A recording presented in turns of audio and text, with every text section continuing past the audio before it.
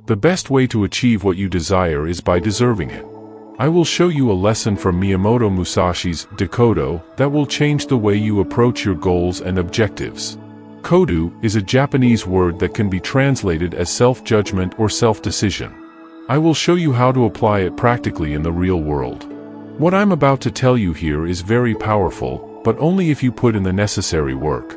If you do, you will have a great return, whether in business, work, career, or relationships. This applies to everything. You will achieve what you want by not focusing solely on what you want. As Musashi said, consider the world deeply. By doing this, you immediately stand out from 90% of people. These 90% are selfish, thinking only about what they want without considering what the world needs. But the world doesn't care about what you want, it only cares about what you have to offer. Business partners care about how you can generate money and returns for them. Potential life partners care about whether you can make their lives better. They don't care about how hard you work, whether you're a nice person, or especially about your selfish needs and desires. They are concerned with their own selfish needs and desires. The moment you become the person who gives them access to what they want, you offer them exactly what they desire. Then, you become valuable, and you, my friend, become the prize.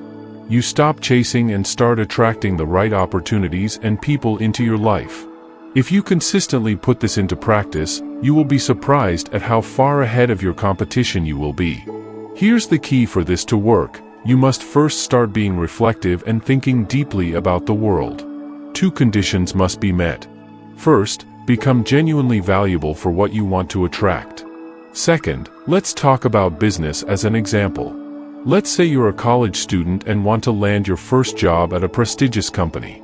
Most people would send hundreds of applications, possibly get a few interviews, prepare quickly for the interview, and go into the interview seeing the company as the prize.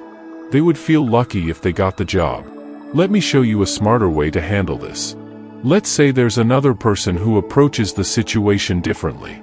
They research the current issues facing the industry and the impact on the companies they are applying to. They think of solutions and how they would use their skills to implement these solutions and their potential impact on the companies.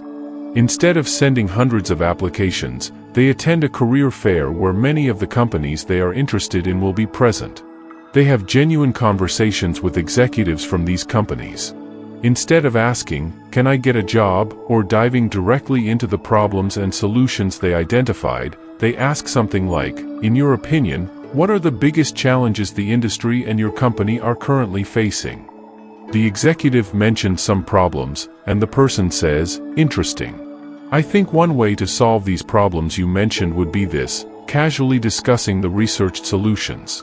Assuming they have done their research well, the executive becomes interested. The more they discuss problems and solutions, the more the executive realizes that this person knows what they're talking about and would be a great asset to the company. In 10 or 15 minutes into the conversation, the executive says, "Look, we're recruiting for some entry-level positions now. You might fit well. Why don't you send us your resume, and we'll schedule an interview for you?" The person responds with something like, "Sure, why not? I'll send my resume this week, and let's find out if we're a good match." 2 weeks later, they are invited for an interview. During the interview with other company executives, one of them asks why they applied and why they want to work for the company.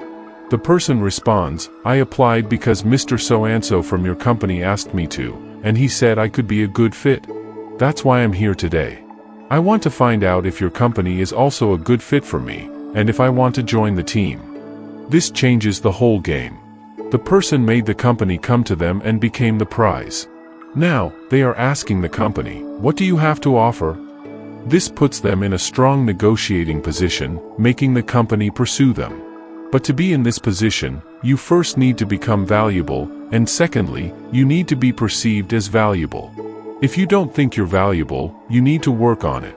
If you think you're valuable but are not perceived as such, you also need to work on it. The moment you become like this, so many opportunities will arise, and you will start attracting instead of chasing. This was just an example, and it works in many areas, whether in business or relationships. If you consistently apply this in all areas, you will be far ahead of the competition and truly use these principles in your field. Always remember that true success is not just about reaching our goals but about who we become in the process. Be the flower that blooms in the snow, standing out amidst life's challenges, inspiring others to follow the path of authenticity and fulfillment on the journey to achieve our goals. The philosophy of music reminds us that we must deserve success by developing our skills and considering the world deeply.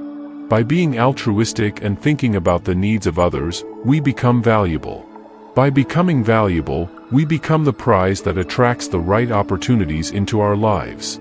I want to share a valuable opportunity to deepen your personal development. In the video description, I've provided a special link that will assist you more deeply on this journey of growth and self-discovery. Click the link below and check it out because this content will make a significant difference in your life. If this message resonated with you in any way, leave a like on the video and subscribe to the channel to follow more content like this. Thank you for watching and for being part of this community. Until next time.